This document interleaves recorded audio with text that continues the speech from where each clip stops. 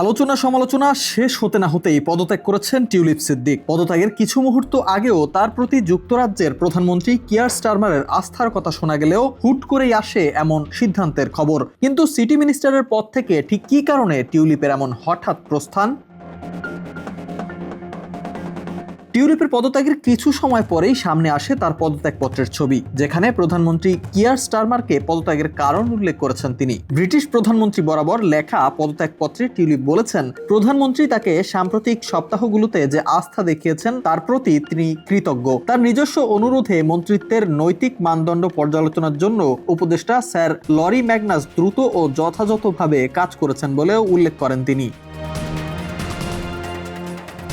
এ সময় তিনি তার বর্তমান ও পূর্ববর্তী আর্থিক অবস্থা ও বাসস্থানের বিষয়ে পূর্ণ তথ্য প্রদান করেছেন। তার দাবি, তিনি মন্ত্রিত্বের নৈতিক আচরণবিধি লঙ্ঘন করেননি, এমনকি মালিকানাধীন বা ব্যবহৃত সম্পত্তির কোনো অবৈধ উৎসের প্রমাণও পাওয়া যায়নি। তবে টিউলিপ উল্লেখ করেন, মন্ত্রণালয়ে তার উপস্থিতি সরকারের কর্মকাণ্ড থেকে মনোযোগ ভিন্ন দিকে প্রবাহিত করতে পারে, যার কারণেই মন্ত্রিত্ব থেকে সরে দাঁড়িয়েছেন টিউলিপ।